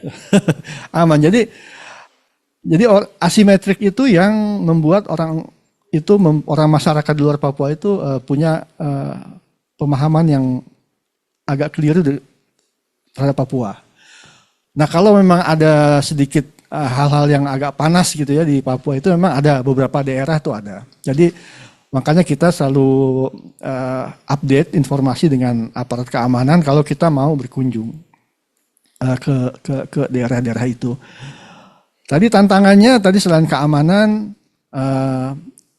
infrastruktur ya, tadi kan tidak terhubung. Kemudian juga dari sisi SDM juga saudara-saudara kita di Papua IPM-nya itu masih di bawah IPM nasional, indeks pembangunan IPM itu apa? Indeks pembangunan manusia ya, itu masih di bawah nasional. Jadi PR-nya itu. Tapi saya ingin menyampaikan kepada teman-teman bahwa masyarakat Papua itu masyarakat yang sangat religi. Seperti itu, sama kayak di Jawa misalnya di Jatim atau di mana gitu ya. Mereka sangat religius ya. Jadi waktu saya datang ke Papua itu, Pak Wahid, yang saya datengin itu pendeta. Saya datengin pendeta, saya datengin keuskupan sama Mas Dandung waktu itu ya. karena apa kata pendeta itu apa kata masyarakat. Jadi peran tokoh agama itu sangat sangat penting. Jadi kedekatan kita dengan tokoh agama, tokoh adat itu akan sangat membantu pelaksanaan tugas di Papua seperti itu. Sangat religi mereka, seperti sangat religius mereka. Jadi saya rasa ketika kita masuk ke satu daerah, kita perlu memahami siapa stakeholder kita, siapa mitra kerja kita yang nantinya bisa kita sinergi, di mana kita bisa bersinergi. Ya, memang sangat menantang ya, karena di Papua itu kalau kita dinas, jadi karena daerahnya itu tidak saling terhubung, jadi kalau kita dinas itu harus selalu lewat udara, dan kalau lewat udara berarti harus kadang kita nggak bisa pulang hari gitu, jadi harus ada yang stay gitu. Jadi ketika itu, jadi di situ juga pegawai juga kadang ada shortage gitu, karena mereka harus dinas yang kelihatannya sepele kalau seperti di daerah-daerah provinsi lain, dinas bisa waktu paling 2-3 jam gitu. Di Papua karena harus penerbangan jadi harus stay beberapa hari gitu, setidaknya 1 hari. Mungkin itu. Mungkin banyak hal yang harusnya kita gali tentang Papua ya Pak. Mungkin tapi terakhir nih Pak, mungkin buat Pak Fatur maupun Pak Wahid. Jadi kalau kita tadi udah belajar tentang sejarah Papua, kemudian kita juga jadi punya gambaran Papua masa kini itu seperti apa. Mungkin ada nggak Pak refleksi dan pembelajaran historis yang relevan untuk tugas BI di masa kini dan masa mendatang Pak? Kira-kira apa sih Pak yang bisa kita petik dari apa yang kita sampaikan tadi Pak, dari selama beberapa 40 menit ke belakang tadi Pak? Saya kembali ke statement Mas Heri tadi ya. Central bank itu negara itu ditentukan oleh keberadaan central banknya. Jadi saya rasa Bank Indonesia punya peran yang penting untuk menjaga NKRI seperti itu ya. Jadi dengan segala tantangan di Papua gitu ya, Bank Indonesia merupakan salah satu institusi yang punya tangan sampai ke daerah secara vertikal Pak. Ya. Nah, kalau di sana di instansi atau kelembagaan lain kan tuh enggak tuh ya. Tapi kita punya fungsi yang ada di kantor pusat itu kita lakukan sampai ke daerah seperti itu. Jadi itu menurut saya peran Bank Indonesia terhadap NKRI ya, dalam hal pembangunan ekonomi, kemudian juga kedaulatan khususnya kedaulatan ya. Sipadan dan Legitan itu lepas dari Indonesia itu karena nggak ada rupiahnya, ya kan? Nah kita di Bank Indonesia Papua ya, itu kita masuk ke wilayah remote seperti itu. Jadi pembelajarannya kedua adalah saya menyampaikan itu ibadah, ibadah. Jadi banyak saudara-saudara kita itu yang masih belum seberuntung kita di Papua tuh ya. Jadi ya kerja kita ibadah. Itu. Seru juga sih. Mungkin kalau melihat mungkin teman-teman juga kalau punya kesempatan bisa melihat ke Papua langsung, bisa merasakan berinteraksi dengan teman-teman di Papua, itu memang secara gap masih agak berbeda ya Pak ya, secara kualitas SDM maupun SDM terutama itu kalau mau disadari, mau diterima ya memang masih mau diakui itu memang masih ada gap yang sangat gede gitu. Jadi itu juga mempengaruhi banyak hal, mulai dari kesejahteraan, mulai dari pola pikir, sampai mulai bagaimana menjalankan suatu program pemerintah, itu juga menjadi sesuatu yang challenging. Mungkin buat Pak Wahid Pak, pertanyaan yang sama Pak, kira-kira refleksi apa yang bisa kita dapat dari untuk masa kini dan masa depan bagi BI Pak? Ya, terima kasih Mas Dandung. Saya setelah selesai mengerjakan buku ini sebenarnya dengan teman-teman penulis juga merasa bahwa melihat kiprah dan juga perjuangan BI yang sedemikian luar biasa di Papua itu satu-satunya yang mungkin yang sangat kita harapkan itu ini harus dilanjutkan, Pak. Yaitu jangan menyerah. Memang banyak sekali tantangan di lapangan itu, tetapi kami tidak bisa membayangkan seandainya BI tidak melanjutkan apa yang sudah dilakukan sebelumnya kayak gitu. Ini memang pendampingan, fasilitasi, pemberdayaan, pendidikan, literasi ekonomi dan seterusnya itu program-program yang memang sangat dibutuhkan oleh masyarakat setempat gitu kan kayak gitu. Jadi kita sangat betul-betul berharap tadi seperti saya katakan Pak Fatur, BI itu betul-betul bisa menunjukkan bahwa negara hadir di sana untuk melayani, memberdayakan dan mendampingi masyarakat Papua berkembang gitu kan. Saya ya terlepas banyak hal yang lain di luar ataupun misalnya isu-isu di luar atau politik atau apapun, saya melihat Bank Indonesia itu lembaga negara yang paling konsisten sejak awal dan kemudian punya program yang sangat jelas sekali dalam hal pemberdayaan dan komitmen untuk berkembang bersama masyarakat. Jadi kami di kampus ya tentu sangat berharap bahwa seandainya semua lembaga negara seperti BI, mungkin kita bisa berharap percepatan pertumbuhan ekonomi atau perkembangan kesejahteraan masyarakat Papua bisa lebih ditingkatkan gitu seperti itu. Ya, dan mungkin kepada hadirin di sini ya bisa untuk langkah awalnya ya membaca buku ini untuk lebih mengetahui tantangan-tantangan yang ada, dan kalau misalnya ada yang hadir dari mahasiswa silahkan teliti tentang Papua ya gitu ya. Produksi pengetahuan itu juga bagian dari upaya kita untuk memajukan ya Papua itu sendiri, tetapi juga pemahaman kita tentang apa dan bagaimana sebenarnya masyarakat Papua dan kebutuhan-kebutuhannya di masa kini maupun masa mendatang. Terima kasih Mas. Ya, setuju ya Pak ya. Mungkin kita kasih tepuk tangan dulu buat Pak Wahid dan Pak Fatur. Jadi memang banyak hal yang menarik. Mungkin kalau selama ini kita tahu sejual tentang Papua dari buku ini, kita jadi sudah bertambah.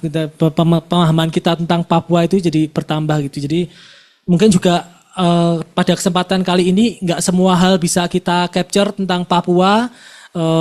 Nggak semua hal bisa kita capture. Jadi kita juga mungkin kalau masih ada beberapa hal yang kira-kira teman-teman ingin pertanyaan tentang Papua yang tadi mungkin nggak sempat ke capture masih ada di pikiran, kira-kira sebetulnya Papua tuh ada apa aja sih, kemudian apa aja yang harus dilakukan di Papua atau segala sesuatu yang mungkin tentang Papua.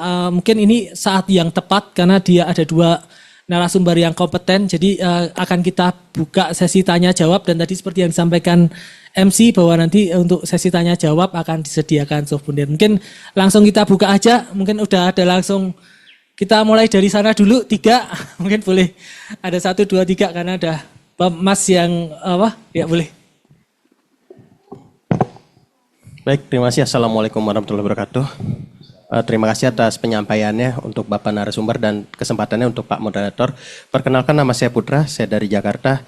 Jadi saya membaca sejarah sekilas terkait dengan sejarah Bank Indonesia di Timur, khususnya di Papua. Ternyata dulu itu Bank Indonesia itu pernah menerbitkan uang namanya rupiah Irian Barat. Dan dengan harapan untuk karena kan waktu itu kan masih setelah agresi Indonesia ke Irian Barat tahun 62 itu dengan harapan pengaruh kolonial Belanda itu adalah bentuk mata uang guldennya itu bakal dihilangkan, dan juga pada tahun 70 itu mulai pakai rupiah semua, dan Irian Barat itu rupiahnya udah nggak dipakai gitu. Jadi yang pertama itu pertanyaannya dengan ini kan kita sendiri tahu dengan sejarah Papua sekompleks itu, dan juga Indonesia pernah agresi ke Irian Barat gitu. Yang pertama, kira-kira nih dengan penyatuan mata uang itu, apakah menurut narasumber itu kedaulatan mata uang rupiah di Papua untuk saat ini tuh dilihat dari sejarahnya ya, apakah kira-kira rupiah itu di mata rakyat Papua khususnya di pedalaman itu masih berlaku gitu? Dan Yang kedua, ini kan akselerasi digital ini kan lagi digaung-gaungkan ya oleh Bank Indonesia gitu. Tapi infrastruktur internetnya belum memadai gitu, hanya di kota-kota besar gitu. Kira-kira ada relevan nggak sih antara akselerasi penggunaan digitalisasi mata uang dalam bentuk QRIS, kira-kira dapat berdampak nggak itu untuk meningkatkan ekonomi masyarakat Papua gitu? Makasih. Mungkin di depannya dulu. Ya. Selamat siang Pak. Perkenalkan saya dengan Indra. Saya dari masyarakat umum. Ini kan judulnya bedah buku Pak ya. Yang saya cermati itu apakah di buku ini itu membedah juga masalah dana otsus, gitu, Pak. Otonomi khusus. Itu yang apakah sudah dibahas di buku ini? Yang menjadi pertanyaan apakah seberapa jauh dampak otsus itu untuk peningkatan ekonomi rakyat? Saya kira cukup itu aja. Terima kasih Pak. Ya, mungkin yang ketiga depannya lagi, mungkin di situ dulu ya Pak, nanti kita beralih ke sini. Baiklah, terima kasih sebelumnya. Perkenalkan, nama saya Ahmad. Saya kebetulan berdomisili di Jakarta Pusat. Saya langsung saja pada pokok pertanyaan. Karena menarik apa yang dibahas pada hari ini, yaitu mengenai membangun pilar kedaulatan ekonomi di Timur. Pertanyaan saya, bagaimana membangun pilar kedaulatan ekonomi di situasi kurs rupiah saat ini di angka kurang lebih Rp18.000? Nah, ini kan yang terjadi saat ini. Apakah mungkin kita bisa membangun kedaulatan ekonomi di Timur kalau situasi kurs rupiah saat ini? Apakah itu masih bisa dibangun? Itu yang pertama. Yang kedua, bagaimana pengaruh politik dan kebijakan pemerintah terhadap pilar kedaulatan ekonomi di Indonesia Timur? Karena menurut pandangan saya, kebijakan pemerintah terus juga pengaruh politik sangat berpengaruh terhadap kebijakan dan kedaulatan ekonomi. Ini sangat berkaitan, pastinya berkaitan, tidak mungkin tidak ada kaitannya. Nah, bagaimana pemateri menyikapi ini? Terima kasih. Baik, mungkin tiga itu kita tampung dulu karena tiga ini juga berbeda-beda dan lumayan berat. Mungkin bisa Pak dari Pak Wahid bisa menyerotin tiga hal itu Pak. Yang pertama mungkin terkait mata uang, penyatuan mata uang waktu pengrupiahan Irian Barat, kemudian kira-kira pengrupiahan Irian Barat itu bagaimana dampaknya, kemudian mungkin nanti untuk akselerasi kris, kemudian digitalisasi ekonomi mungkin bisa dijawab oleh Pak Fatur. Mungkin itu dulu Pak. Baik, terima kasih atas pertanyaannya Mas Putra ya tadi ya. Ya, memang Irian Barat Rupiah atau IBRP itu sebuah kebijakan yang kita bisa menyebutnya kalau sekarang dari kacamata sekarang itu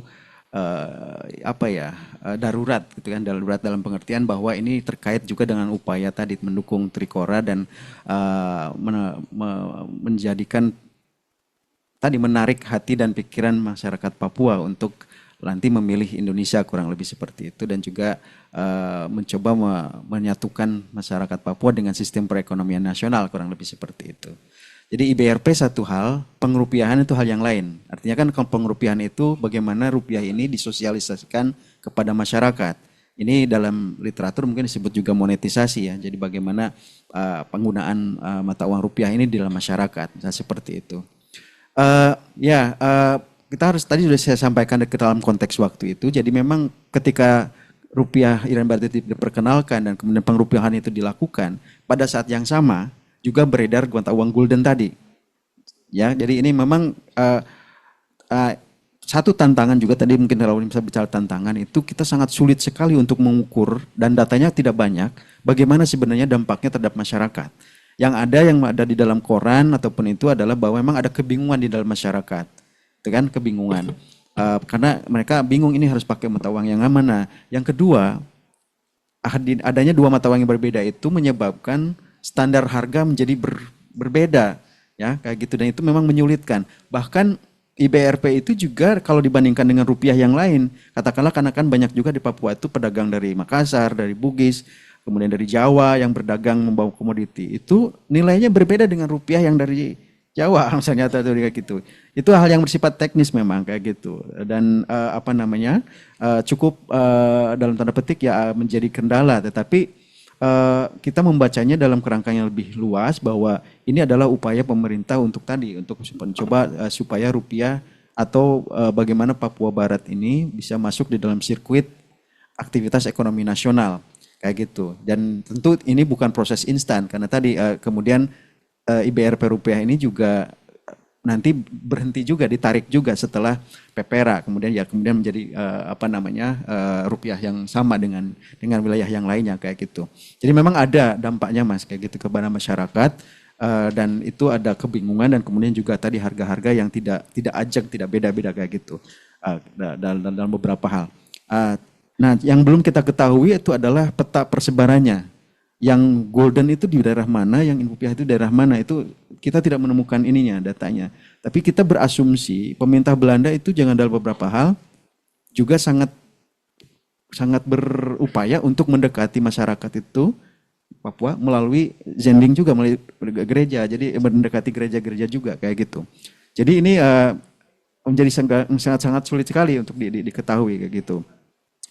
Bahkan juga ketika kita akan melihat bahwa seberapa berhasil monetisasi di Papua itu juga masih sesuatu sebenarnya riset yang menarik yang harus dilakukan sendiri. Artinya bagaimana aktivitas masyarakat sana sudah betul-betul menjadikan uang sebagai alat tukar kayak gitu. Ya, mohon maaf gitu kan, kita masih sering mendengar, bahkan mungkin perlu konfirmasi dari Mas Dandung, masih ada masyarakat yang bertukar itu melalui barter kayak gitu, ada kayak gitu dan beberapa kayak gitu. Jadi ini kan persoalan infrastruktur, kemudian kemudahan akses lembaga keuangan dan seterusnya kayak gitu. Itu mungkin yang bisa saya jawab, tapi kalau misalnya tertarik silakan, itu nanti jadi topik penelitian yang menarik juga. Tentang sedikit tadi yang otsus ada Pak pembahasannya, tetapi memang itu di luar dari fokus buku ini, karena buku ini kan sebenarnya melihat sejarah Bank Indonesia Papua.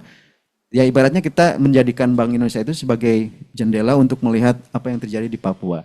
Jadi ketika ada kebijakan nasional apapun itu kita singgung kayak gitu, bagaimana itu ini. Jadi misalnya itu juga ada di bab tentang otonomi khusus itu, dan setelah reformasi dan seterusnya gitu. Tapi tidak kemudian dibahas secara rinci sebagai sebuah pembahasan kayak gitu. Cuman ada pembahasan itu. Ya. Gitu. Ya. Terima kasih Pak Wahid. Mungkin Pak Fatur bisa menambahkan Pak kira-kira terkait bagaimana akselerasi digital juga penggunaan KRIS di Papua, mungkin bisa lihat perkembangannya seperti apa Pak mungkin. Baik, mungkin saya tidak sistematis menjawabnya ya. Otsus itu ada di 4 bab, di halaman 400 tuh Pak. 441 itu ada proyek-proyek infrastruktur penting di Papua yang dibangun dari era 2014 sampai 2024. Artinya tidak dibahas secara detail, tapi disinggung ya tadi yang disampaikan Pak Wahid. Jadi saya sampaikan di awal tadi bahwa saya di 98 itu ada di Papua. 2024 saya balik lagi ke Papua dan saya menyaksikan ada progres di situ ya. Ada hal yang banyak hal yang dibangun di situ seperti itu. Yang kedua terkait dengan KRIS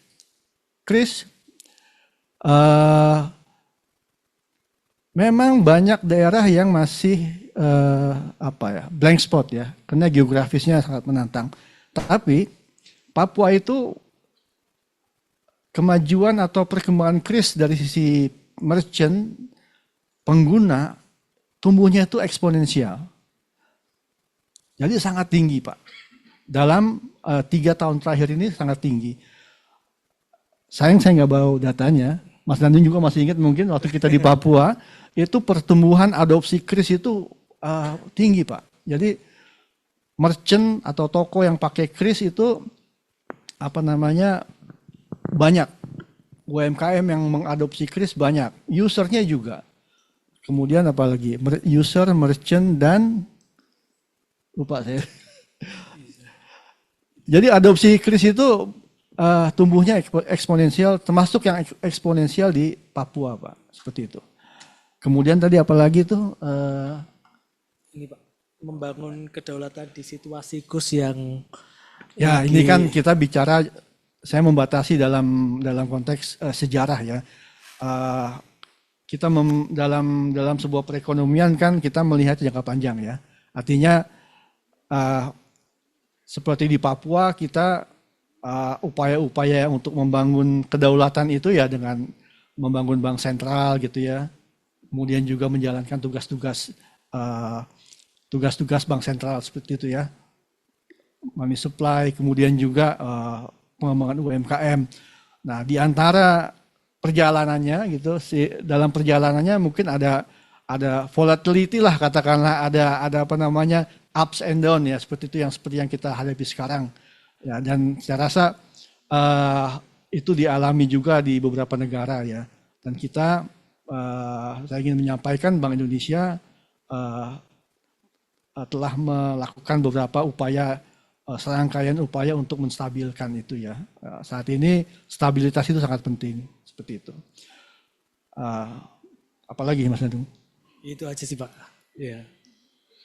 Oke. Mungkin itu aja. Mungkin ada pertanyaan yang lain mungkin dari sebelah tengah. Saya kasih kesempatan dulu yang sebelah tengah. Oh ya nanti ya Pak ya. Halo, nama saya Iwan. Saya dari Depok. Saya mau bertanya Pak Abdul Wahid dan Bapak Fatur Rahman. Yang pertama, apa sih persamaan pada Abdul Wahid? Apa sih persamaan dan perbedaan terkait penerapan rupiahisasi di rupiah ke Irian dengan rupiah di Kepulauan Kepri? Kepri kan masalahnya sama, dia juga sampai tahun 1960-an tuh pakai uang dolar Singapura lah, nih kalau nggak salah. Pada Pak Fatur Rahman, bagaimana sih diplomasi ekonomi Bank Indonesia di Papua itu terhadap Papua Nugini saudara tetangganya? Soalnya banyak barang Indonesia yang ada di Papua Nugini. Apa yang pernah Bapak lakukan? Itu aja.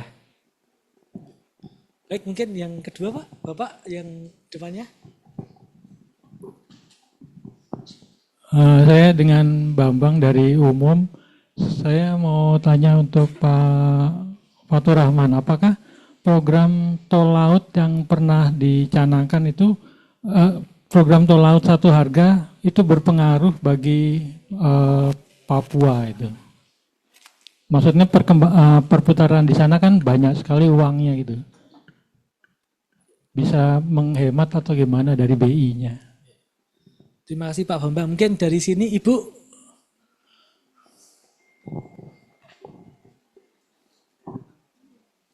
Pergi ke gunung hari Sabtu. Cakep. Terima kasih Mas Danung sudah diberi waktu. Nama saya Bu Prapti dari Umum, domisili di Bekasi. Yang ingin saya tanyakan, menurut Bapak, apa peran unik kantor perwakilan BI Papua dalam menjaga stabilitas ekonomi di wilayah timur yang berbeda dari daerah lain? Kemudian, dulu sebelum ada kantor BI di Jayapura, ngurus uang dan bank di Papua itu gimana? Terakhir, apa peran strategis kantor BI di Papua dalam menjaga stabilitas harga dan mendorong ekonomi daerah sejak awal berdiri? Daun saga dibikin petis. Semoga dapat buku gratis. Terima kasih Bu Prapti, pamtunya bagus banget. Mungkin langsung aja Pak. Langsung aja mungkin kita apa? Oh, tadi yang ini ya Mas ya, yang apa? Di masa krisis tadi yang kedaulatan Papua.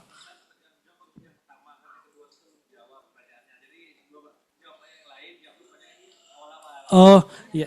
Karena tadi yang ketiga sebetulnya tentang apa? Tentang kedaulatan ekonomi di masa kritis ini, tadi disampaikan oleh Pak Fatur, kita bicara tentang ekonomi jangka panjang. Mungkin ada mau ditambahkan dulu Pak? Ya, mungkin untuk, kalau saat ini memang Pak, seperti yang Bapak Ibu amati gitu ya,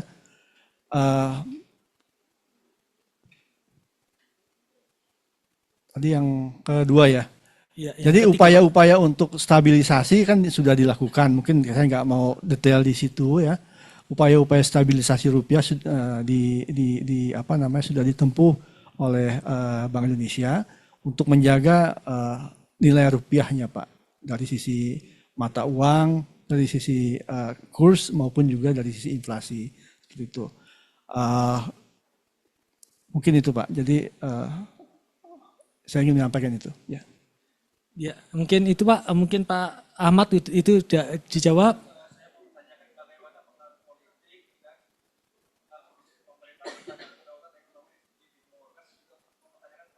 Oh iya Pak.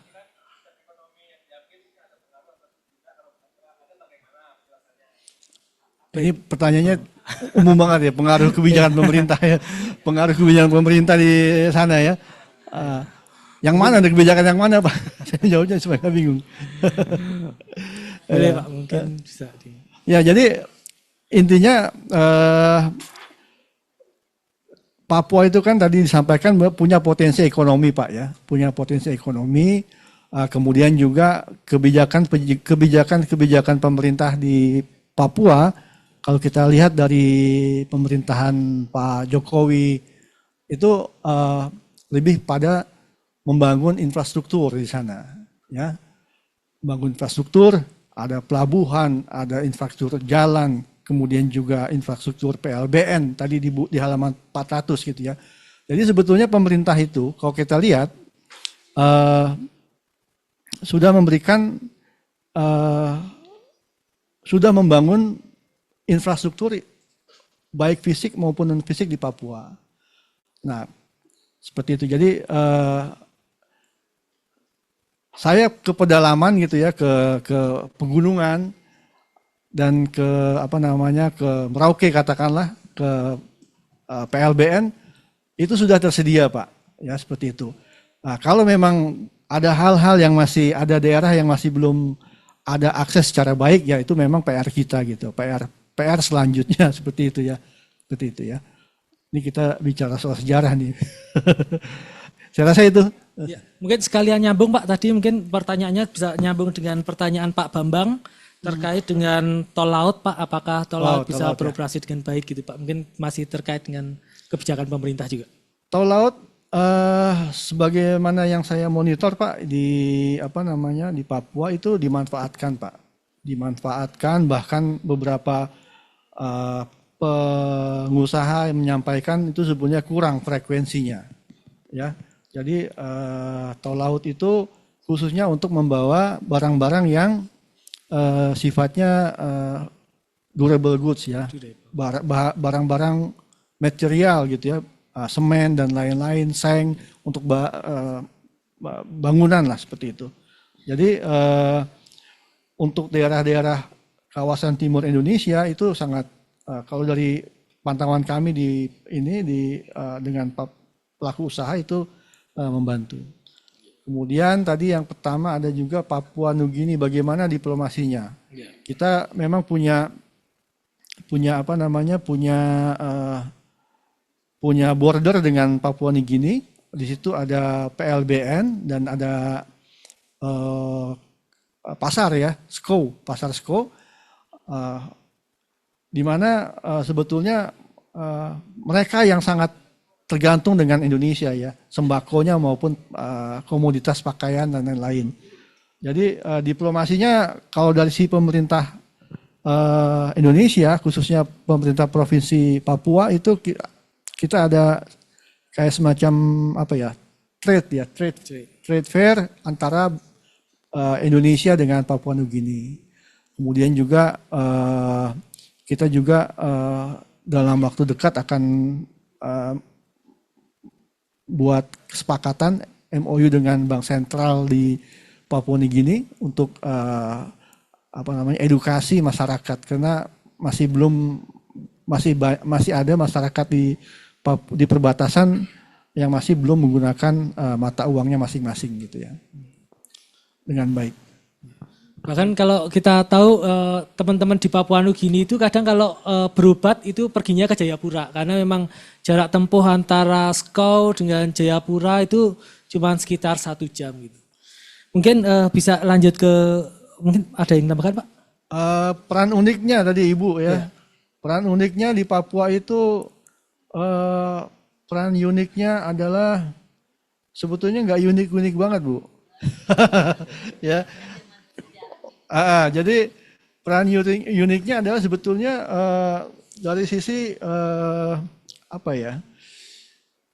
bagaimana kita melibatkan masyarakat lokalnya, Bu, ya masyarakat lokal Papua. Nah, jadi edukasi di bidang pertanian ya secara modern itu sangat sangat unik seperti itu ya. Kemudian juga mereka itu punya tanah yang sangat subur ya, sangat subur. Kemudian punya potensi untuk dikembangkan untuk hortikultura. Nah, tapi memang nggak banyak tenaga di sana, Bu. Jadi edukasi make alat-alat pertanian yang sifatnya digital kayak drone, kemudian juga sensor tanah, Bu ya.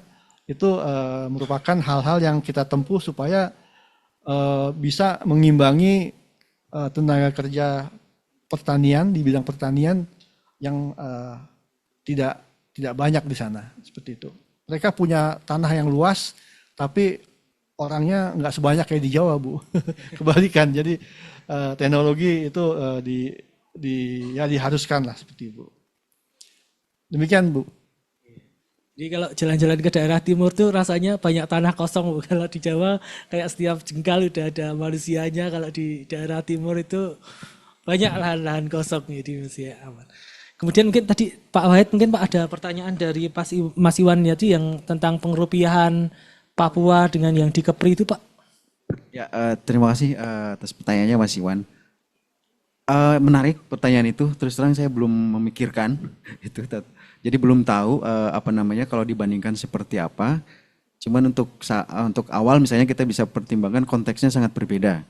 Tadi IBRP dan pengerupiahan itu diperkenalkan karena memang ada katakanlah challenge gitu dari pemerintah Belanda gitu kan, yang juga pada saat yang sama mencoba mempengaruhi ataupun mengedarkan guldennya gitu, dan itu kan bagian dari konflik politik di antara dua negara, ya kan kayak gitu.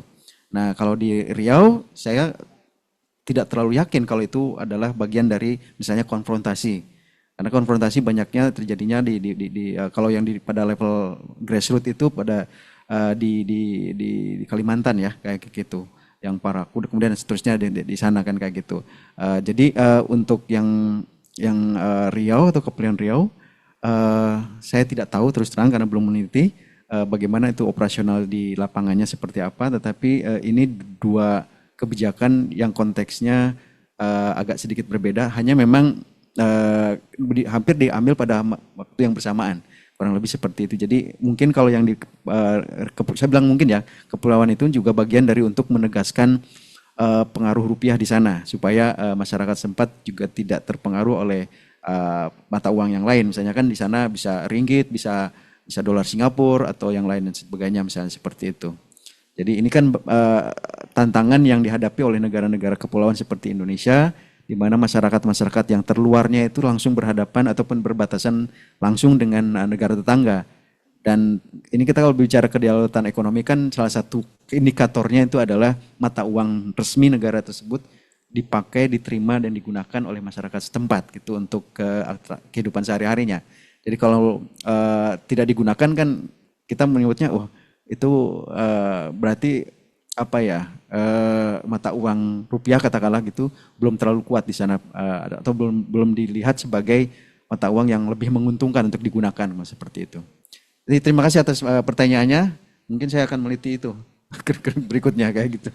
Baik Bapak Ibu, kita masih punya waktu 5 menit. Mungkin kita batasin ada 2 pertanyaan yang dari Bapak sana dan mungkin Bapak terakhir.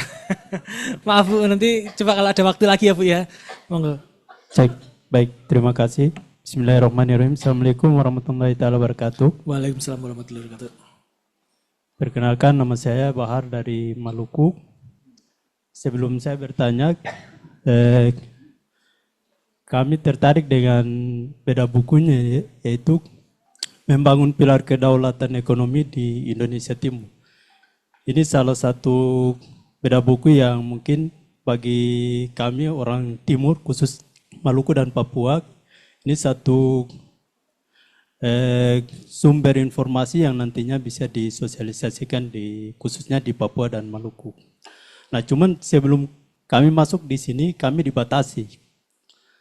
Jadi ada sedikit kekecewaan yang tadinya ada euforia kami untuk mengikuti diskusi ini, tapi dibatasi pada saat masuk satpam batasi katanya udah full, udah pesertanya full. Cuman karena kami ketika naik di ruang registrasi mau ke perpus, dibilang ada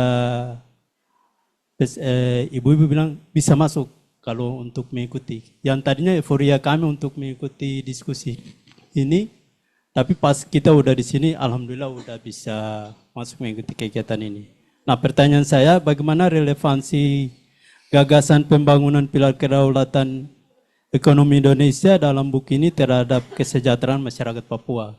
Kemudian, saya melihat tidak ada orang Papua atau orang Indonesia Timur di diskusi beda buku ini. Jadi, yang tadinya saya merasa apakah output dari beda buku ini ke orang Papua atau ke sini aja? Mungkin demikian. Saya kembali. Baik, mungkin dari Bapak itu, nanti ya Bang ya, kalau ada waktu. Bapak.